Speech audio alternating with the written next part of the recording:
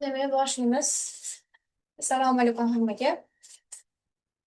Hozir birinchi darsimizda koreys tili alifbosini o'rganamiz. Bu prezentatsiyani menga ustozim tashlab berganlar. Bemalol bunda o'sha koreys tili alifbosi haqida hamma ma'lumotlarni o'rgansak bo'ladi. Hop. O'zi koreys tili alifbosi koreys tilida hangul deb nomlanadi. Hangul degani mana bu han so'zi koreys degan ma'noni bildiradi. Gil esa yozuv degan ma'noda, ya'ni koreys tili yozuvi degan ma'noda keladi. Demak, hangil, ya'ni koreys alifbosini 1443-yilda Buyuk qirol Sejong boshchiligida bir guruh olimlar tomonidan yaratilgan ekan. Ya'ni qirol Sejong buyruq bergan va hangil yaratilgan. Demak, bu haqda bir nechta nazariyalar mavjud. Bu yerda mana ya'ni koreys tili alifbosida 3 xil. Mana bu dumaloq shakl bu yerda tasvirlanishi bo'yicha osmonni, o'zbek tilida mana chiziqchaga o'xshaydigan shakl esa yerni bildiradi. Bu esa o'zi keyinchalik alifbeda o'rganamiz. Bu anaqalar harf bo'ladi. Yerni bildiradi. Tik turgan tayoqcha esa odamni anglatar ekan. Xo'p. Koreys tili alifbosidagi undoshlar nutq organlari asosida modellashtirilgan. Ya'ni qo'rg'osili mana pastda nutq orqali o'rgansak bo'ladi. Darsimiz davomida shularni o'rganamiz. Xo'p, davom etamiz. Harflarning nomlanishi. O'zbek tiliga o'xshab, koreys tilida harflar, misol uchun X harfi, T harfi deb nomlamaydi. Bular harflarning o'z nomlari bor. Mana bu yerda undosh harflarni nomlari yozilgan. Misol uchun K, qattiq K, bularni kiyok, K, Sangiyok, Ni'in deb nomlangan. Bu o'zi nomlar umuman kerak emas, prosta bilib qo'yishlaring uchun nomlanishi отдельный nomi ham bor. Dальше o'tamiz. Demak, koreys tilida o'zi ma'lumot uchun bu yerda yozilmagan ekan. Ma'lumot uchun o'zi 40 ta harfdan iborat. Bular unlilar va undoshlarga bo'linadi. Unlilar mo'm, unli harflar.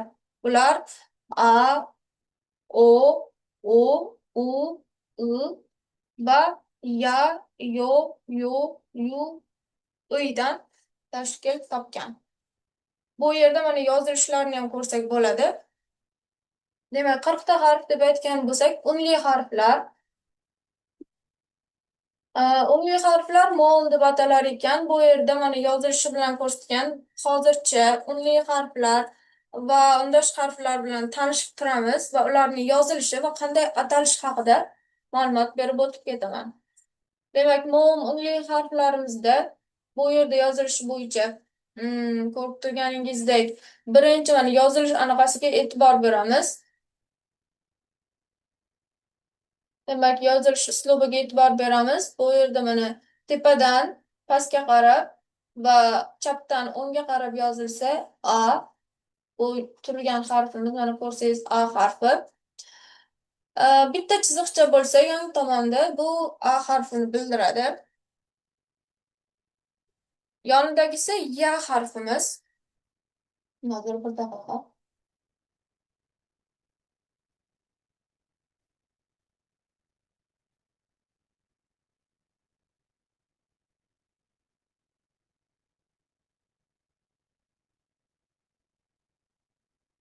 Demak,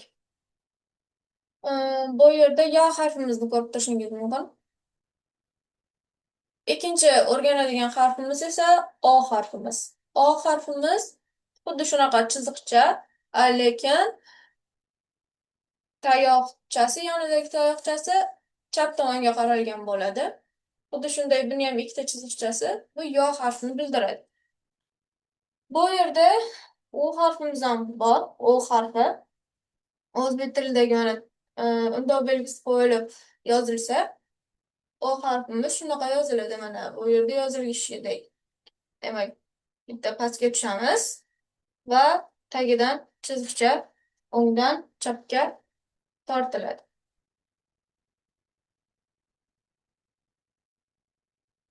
Demak, undan keyingisi yo harfimiz. Yo harfimiz ham xuddi shunday, faqat ikkita chiziqcha. Ko'rayotganlaringlardek farqi faqat shunda. Bu yerdan yana nimani aniqlasak bo'ladi?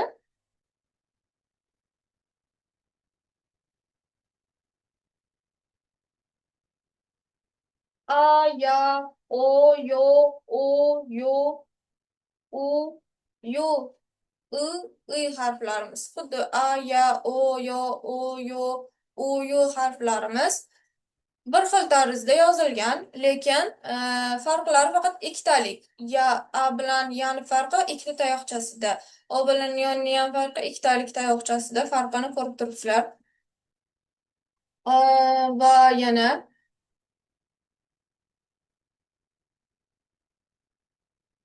ko'rsak bo'ladi.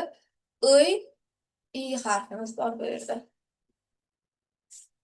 Unli harflarimiz faqat hozircha mana shularni o'rganib turamiz. Bu yerda sizlar bilan hozir 10 ta harf o'rgandik. Bularning yozilishini xuddi o'zim o'rgatgandek, mana yozilishini ko'rgandek videoga qarab bemalol o'rgansanglar bo'ladi. Keyingisiga o'tamiz. Bu yerda esa chalm undosh harflar. Demak, undosh harflarimiz ko'rinishi faqat bu yerda ko'rsatilgan. Keyingi betda o'rgansak bo'ladi. Mana bu yerda K, N, T, D, L, R harflarimiz mavjud. Demak, keyingi qismida K, G harfimiz yozilgan undosh harflar. Bu yerda 11 ta 10 ta undosh harfimiz, pastda qattiq undoshlar, qo'shindoshlar mavjud. Bu yerda o'zi aslida unli harflarimiz 21 ta, undosh harflarimiz esa 19 dan tashkil etadi. Jami 40 ta harflar mavjud. Ko'rib turganingizdek, T, G harfimiz bor, N harfimiz, T, D harfi, L, R harfimiz, M harfi, P, B, S, Sh, T harfimiz, N harfimiz, Ch, J harfimiz, H harfimiz mavjud. Bu yerda ko'rib turganingizdek. Bu prezentatsiyada faqat harflarning o'qilishi va qanday yozilishi haqida ma'lumot berilgan. Shulardan chiqib o'rganamiz bugun. Xo'p. Demak, undosh harflarimiz, qattiq undoshlarga keldik. Qattiq undoshlar o'zi 4 ta. Misol uchun mana bu yerda Ch harfimiz bor. Ch harfimiz, Ch, Z harfimiz, Ch, H harfimiz bor. Bu qattiq Ch. Demak, ustiga faqat bitta chiziqcha bilan farq qiladi. Ch, H harfimiz. Bu yerda qattiq K, H harfimiz bor. K, H harfimizda ham faqat demak, mana ko'rib turganingizdek bitta chiziqcha bilan bu K harfimizdan farqlanadi. Bu qattiq K talaffuziga e'tibor beramiz. Kda oddiy K deb aytiladi. Qattiq Kda esa K deb o'qiganlaringda H ham biroz talaffuz etiladi. Bu yerda esa uchinchi qattiq undosh harfimiz T harfimiz bor. Bu T harfimiz o'zbek tilidagi E harfiga o'xshab yoziladi. Bu yerda hozir hamma yozilgan harflar bosma ko'rinishida, yozmasi yo'q. Men sizlarga rasmini tashlab beraman. U yerdan yozmasini ham, bosmasini ham qanday ko'rinishda yozilishini o'rgansanglar bo'ladi. Xo'p. T harfimiz T xuddi o'qilishi bu ham qattiqroq. O'qilganda T deb o'qilsa, S ham eshitilishi kerak. Bir oz, juda ham kam eshitiladi lekin. To'rtinchi qattiq undoshimiz bu yerda P harfi. P, H harfi bunda ham o'qilishida P deb o'qilsa, H biroz eshitilishi kerak. Va keyingi undoshlarimiz bu qo'sh undoshlar. Qo'sh undoshlarda ko'rib turganingizdek Ch harfi bor. Ikkita ikkitali qilib eshitilishi kerakda, qo'shma undoshlari xullas.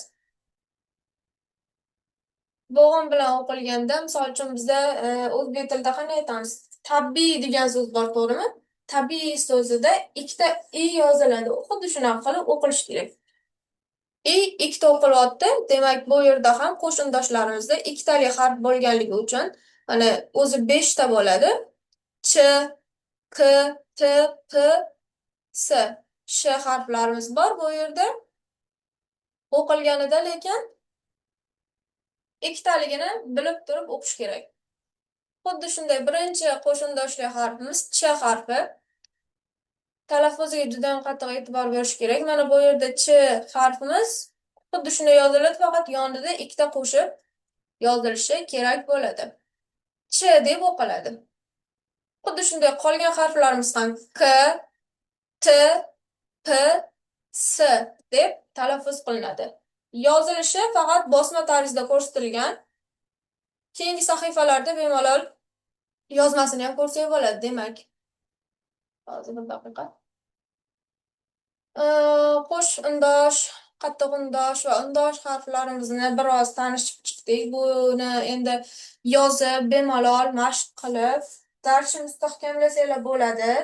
Buni bitta darsda hammasini o'rgana olmaysizlar. Обязательно o'rgangandan keyin hozir 1 minut yana qaytadan yozib olishga to'g'ri keladi, sababi 40 minutdan oshib ketdi. 1 minut.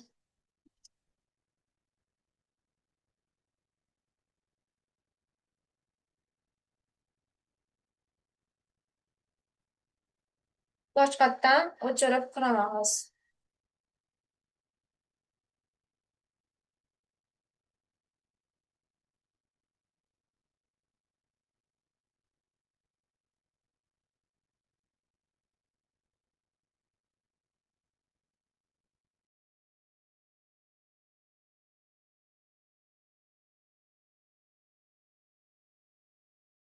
Darsga davom etamiz. Uzun qulaylik uchun.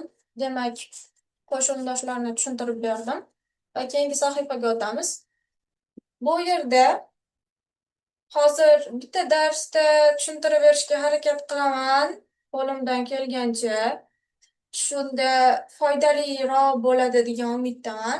Endi bitta video darsligini mayli o'rganishingiz mumkin 2 kun ichida yoki 3 kun ichida. Chunki bu bitta to'liq video darsligida polni harflar tushuntirilgan bo'lishi mumkin. Shuning uchun prezentatsiyada nima bo'lsa, 1 soatlik sizga video dars tayyorlab berishga harakat qilaman. Bu xudo xolisa foydali bo'ladi degan umiddaman. Xullas, undosh harflardan so'ng bu yerda diftonglar degan mavzu ham bor. Bu qo'shilgan unlilar degan ma'noda keladi. Xo'p, qo'shilgan unlilar degan ma'noda qanday keladi? O'z unlilarni o'tdik. Asosiy 10 ta unli mana bu yerda o'tganimizdek a, ya, o, yo, u, yo, u, yu, uy, i harflarini o'tdik. Endi bu yerda xuddi o'sha unlilarni diftonglarini o'tamiz. Diftong degani o'zi bu qo'shilgan unlilar degan ma'noda keladi. Xo'p.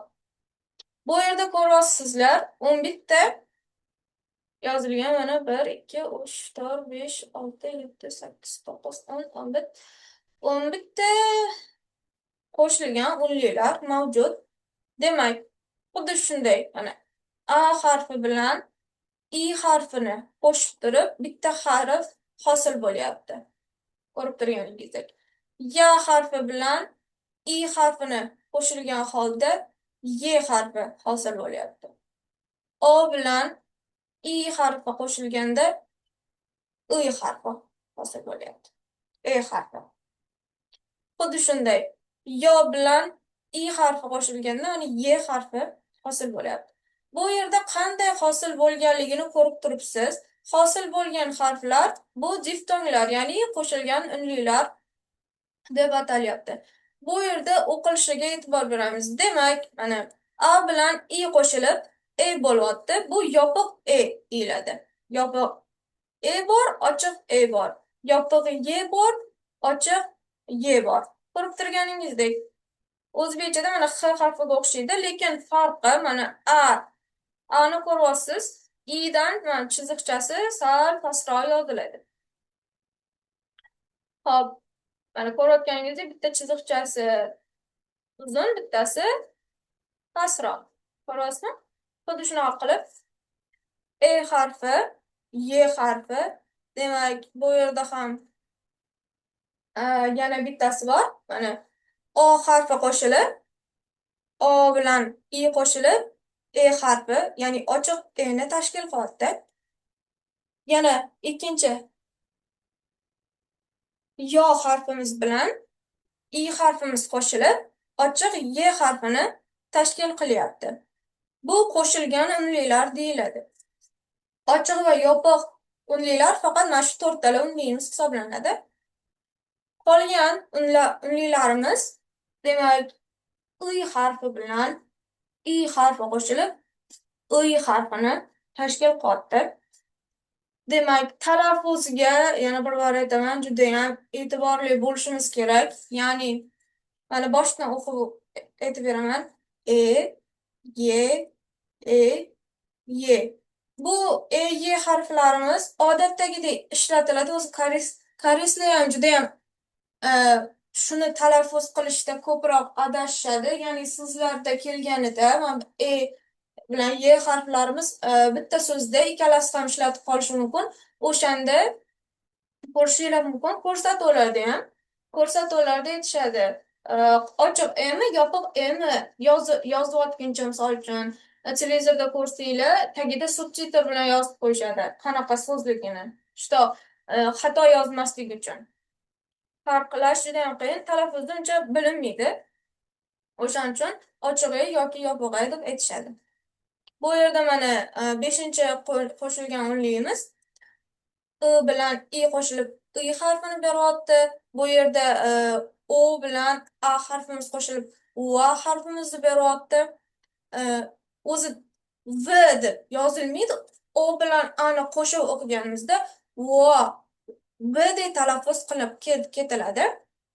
Yana shunga o'xshash harfimiz, lekin bunda U bilan, mana ko'rib turganingizdek, U harf bilan O harfi qo'shilib vo bo'lib ketyapti talaffuzda. Va yana keyingi harflarimiz U harfi bilan, uzundagi U harfi bilan I harfi qo'shilib uvi bo'lib ketyapti. Keyingi harflarimizga esa mana O harfimiz qo'shilib I harfimizga oy. O'zim degan so'z bor, misol uchun o'zbek tilida o'zim degan so'zdagi O harfimiz mana bu harf bo'ladi. Unda O bilan I qo'shilsa oy, o I bo'ladi. Vi talaffuzda vi deb talaffuz qilinadi. Va keyingi oxirgi ikkita harfimiz qo'shilgan unli harflarimizdan O bilan yopiq E. V bo'ladi talaffuzda. Keyingi eng oxirgi harfimiz, demak, uzundagi U harfimiz bilan ochiq E harfimiz farqini ko'ryapsiz. O E bilan talaffuz tez talaffuz qilinganda farq uncha sezilmasligi mumkin, lekin yozilganda to'g'ri yozishga harakat qilishimiz kerak. Bu yerda mana diftonlar qo'shilgan unlilarni o'tdik. Keyingi sahifaga o'tamiz. Demak, o'tdik. Keyingi sahifamiz, bu yerda bo'g'inlarning turlari bor ekan. Turlar ikki turga bo'linadi. Bo'g'in turlarimiz vertikal, gorizontal turlari bor. Bu yerda vertikal turlarda ko'rgan bo'lsangiz, mana unli harflar keltirilgan bu yerda.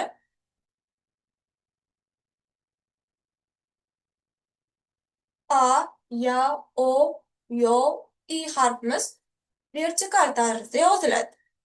Gorizontal tarzda esa mana O, Yo, U, Yu, I harfimiz gorizontal yoziladi. O'zi asosiy 10ta unli harfimiz bo'ladigan bo'lsa, 5tasi vertikal, 5tasi gorizontal tarzda yoziladi. Vertikal turgan harflar yonma-yon yozilarkan, gorizontal turgan harflar yotgan, ya'ni pastda yoziladi. Ko'rayotganingizdek, mana past degani ham yotgan tarzda yoziladi. Hop, keyingi sahifamiz. Boya aytganimdek, chal, mom, unli va undosh so'zlarimiz. Undosh har doim unli bilan juftlashadi, ya'ni yonma-yon keladi. Misol uchun, mana ch harfimiz undosh bo'lsa, a harfimiz unli. Bu degani yonma-yon keladi. Do'stlar degan ma'noda. Xo'p, keyingi sahifamizda bu yerda o harfimiz va o harfining talaffuzi haqida gap ketyapti. Demak, e'tiborni o'qib beraman birinchi, keyin tushuntirib beraman sizlarga. O harfimiz til va lablarning holati. Xuddi biz a harfini talaffuz qilmoqchi bo'lganimiz bilan bir xil. Og'iz va lablar butunlay bo'shashgan holda talaffuz qilinadi. Keyingi harfimiz u harfi. Hali aytib o'tganimdek, o'zim degan so'zdagi o harfidek talaffuz qilinadi. Talaffuz qilganda biz lablarimizni talaffuz qilganda albatta somon hosil qilamiz. Ya'ni o deb ochilganda qanday hosil bo'lsa, xuddi shunday talaffuz qilar ekanmiz. Bu yerda faqat talaffuz haqida biroz ma'lumot berib o'tilgan. Shuning uchun agar bizda juftsiz unli bo'lsa, ya'ni oldida undosh bo'lmasa harflarimiz, biz uning o'rniga n harfini qo'yamiz. Mana dumaloqchani ko'rayotgan bo'lsangiz, nol harfi. Endi o harfida o'zbekchada, lekin koreys tilida n harfini qo'yamiz, lekin uni talaffuz qilmaymiz. Ya'ni unli harflarimiz hech qachon yolg'iz kelmaydi. Aytganimdek, agar yonida juftsiz deyapti, undosh harfi bo'lmasa, mana yonida faqat dumaloq n harfi qo'shilishi kerak. Обязательно qo'shilishi kerak. Bunda so'zlar bilan tushuntirib beraman mana sizlarga. Misol uchun birinchi so'zimiz a-i, bola degan ma'noda keladi. Mana o'zi tayoqcha bor, a bilan i harfi. Lekin bular yonida undosh bo'lmaganligi sababli n harfi qo'shilib kelyapti. Alohida bo'g'inda ko'ryapsiz. A harfi отдельный, i harfi отдельный yozilyapti, undosh harfi yo'q. O'shaning uchun mana bu yozilishi kerak. Agar mana shu dumaloqcha bo'lmasa, yonida n harfimiz bo'lmasa, xuddi so'z to'liq bo'lmagandek ko'rinib qoladi. O'zi o'rganish davomida bemalol buni tushunib ketasiz. Men ham boshida buni o'rganayotgan paytimda umuman tushunmaganman. Nega yolg'iz kelsa bo'lmaydimi deb o'ylaganman, lekin koreys tilini ichiga chuqurroq kirib o'rganishni boshlaganimdan keyin bemalol demak rostdan ham unli harflar juftsiz kelmasligiga o'rganib qoldim. Bu ikkinchi so'zimiz yo harfi, tulki degan ma'noda keladi. Bu yerda ham yo bilan u unli harfimiz yolg'iz kelganligi uchun yonida n harfi qo'llanilgan. Demak, vertikal harflarga n harfimiz yonidan qo'yiladi va gorizontal harflarimizga esa, ya'ni pastga yoziladigan harflarimizga tepasidan qo'yiladi n harfimiz. Demak, botiring, o'y, o'rdak, o'ri, mushuk, qo'yangi. Mana bu yerda k undosh harfi bilan kelyapti. U unli harfimiz bo'lganligi uchun buni yuqorisiga yoki yoniga n harfi qo'llanilmayapti. Lekin keyingi bo'g'inda ya unli harfimiz yolg'iz kelyapti. Yonida undosh harf bo'lmaganligi sababli n harfi qo'yilyapti. Bunda o'qilmaydi, talaffuz qilinmaydi deb aytilyapti. Mana lekin qo'yangi so'zida n harfi bo'lganligi uchun mana pachimda, ya'ni pachimni kelgusi darsda o'tab beraman. Pachim nimaligini. Pastki bo'g'inda n harfi 3 ta harf bo'lib pastga joylashganligi uchun n o'qiladi. Va yana i harfimiz alohida tartibda undoshsiz kelganligi uchun oldinda yana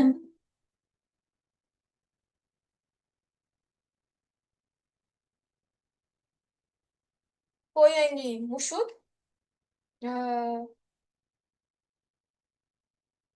demak kelyapti. Ko'rib turganingizdek. Demak, yana dalshiy davom etamiz darsimizni. Asosiy turlar. Bu N harfiga aloqador. Undosh, unli, undosh kelsa ham ishlatilar ekan. Unli, undosh, unli kelsa ham ishlatiladi. Undosh, unli ikkitalik undosh bilan ham ishlatiladi. Demak, bitta unlini o'zi kelsa ham yonidan qo'llanadi.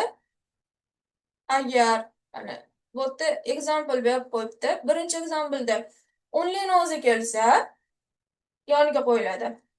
Ikkinchida misol uchun K, A yozilgan undosh kelsa ishlatilmas ekan.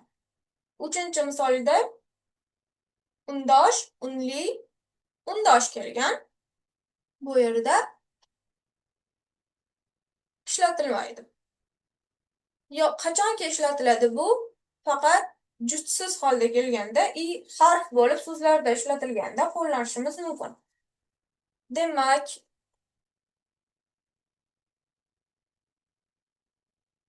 asosiy turlardan keyin mana keyingi sahifamizda patchim. Oxiriga yetib keldik patchimga. Demak, patchimda o'zi patchim nima degani? Patchim bu bo'g'inning oxirgi undosh harfidir.